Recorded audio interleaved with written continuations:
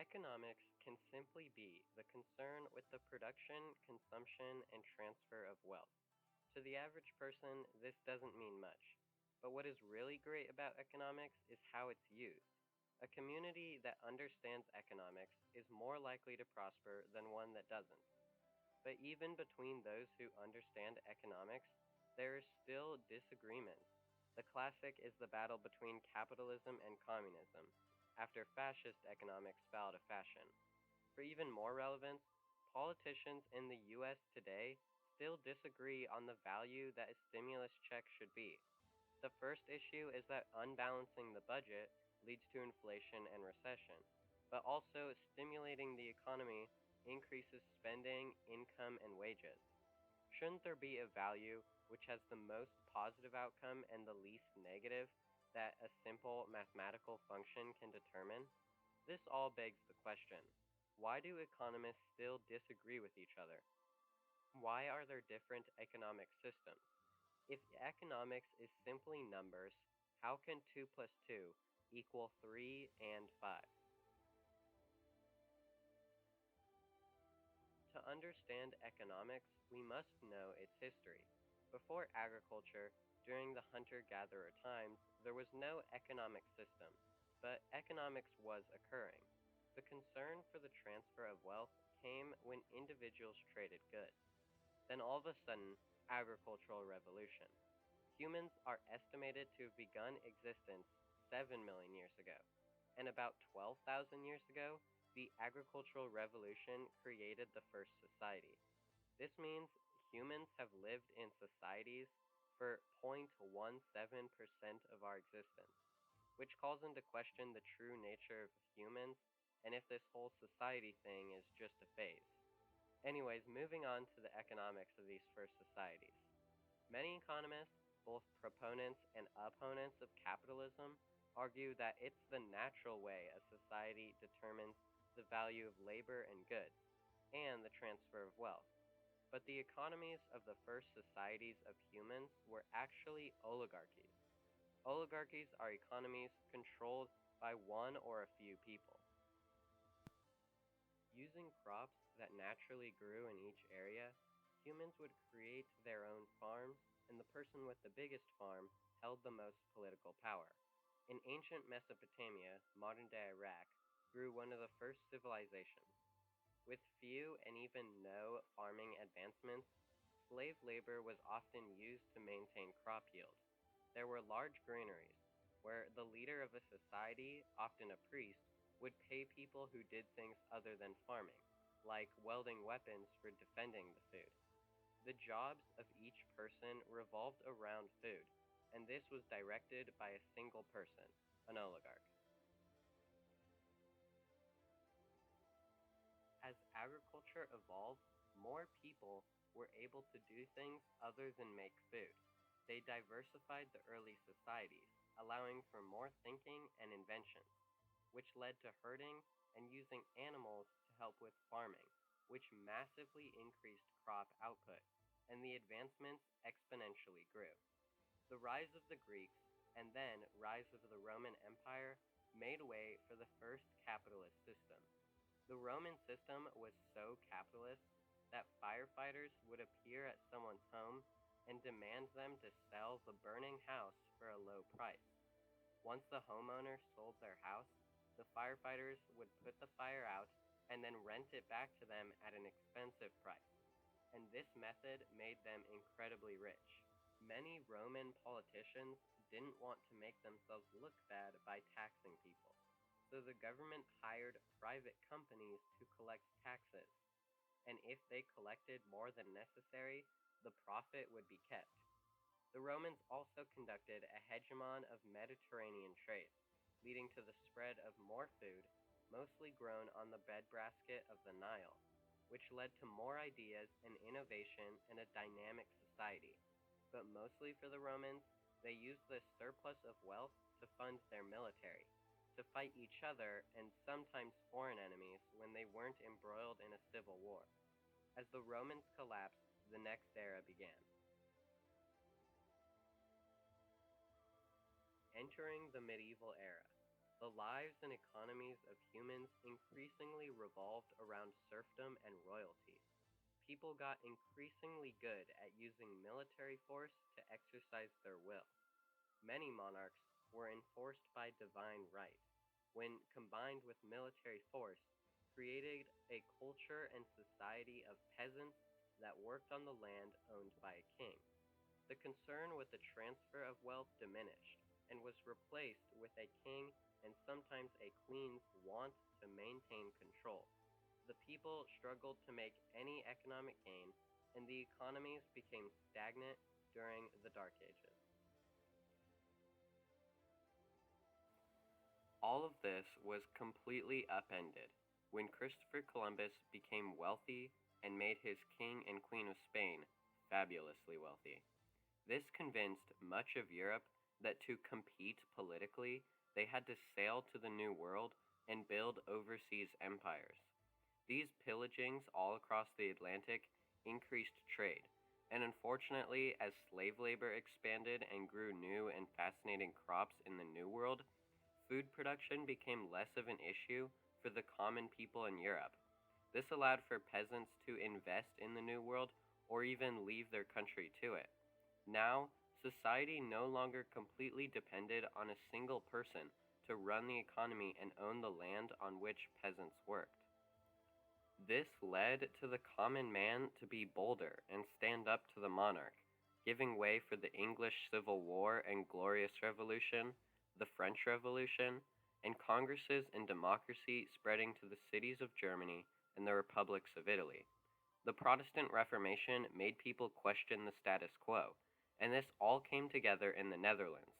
The Dutch Empire gave birth to modern capitalism after the book written by the father of economics, Adam Smith. Adam Smith wrote the book An Inquiry into the Nature and Causes of the Wealth of Nations, or just The Wealth of Nations. This book split the intellectual fields of politics and economics by making economics in the minds of political leaders two separate things. Now the leaders transitioned away from maintaining power by controlling the livelihoods of the people in the country.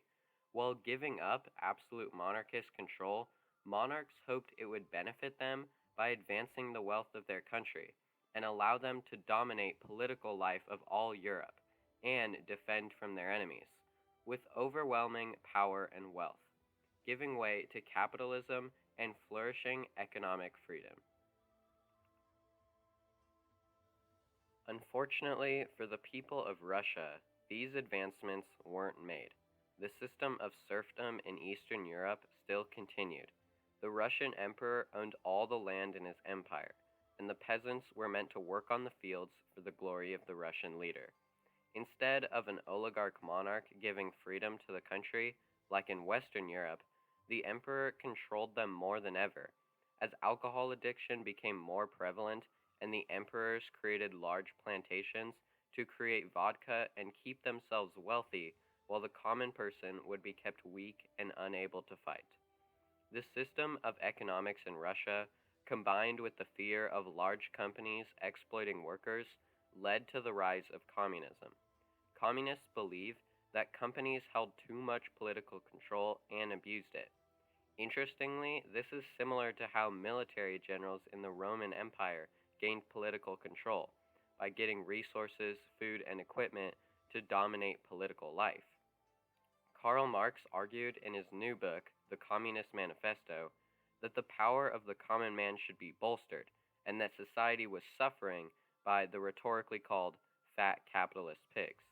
The communist ideology gained power in the Americas and Europe, which led to things like minimum wage, safety regulations, maximum work hours, and help for the unemployed.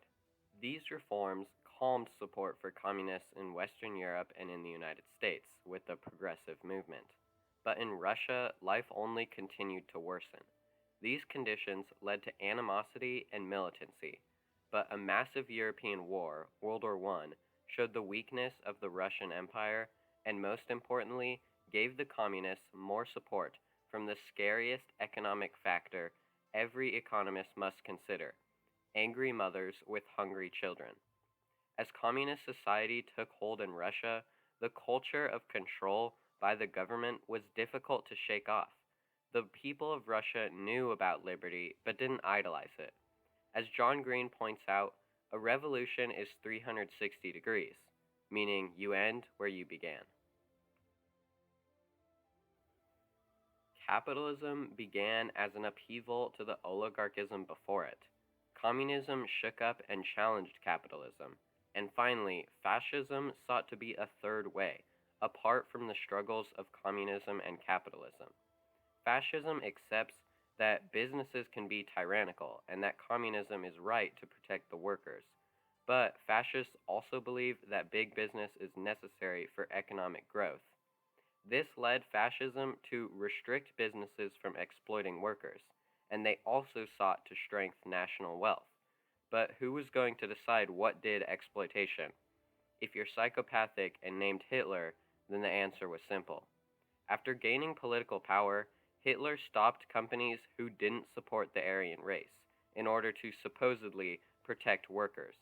But what did Hitler consider to be supporting the Aryan race? Hitler was a war maniac and believed the German people needed Lebensraum by military conquest. This led to only businesses that supported military efforts having prosperity. And as all the businesses supported the war effort, so did the workers. Everyone's life in the Third Reich revolved around making and supporting war while fighting for a psychopath's dream. This economy and society of total war is what allowed for a ruined country in Central Europe to fight the British Empire at the height of its power and two other major world superpowers in a 3-on-1 scenario and almost not lose. After fascism was uprooted and the new communist struggle began, economists tried to agree on a few things. First, revolving an economy around a single entity like an oligarch was tyrannical. Second, creating an economy dedicated to war was dangerous and deadly.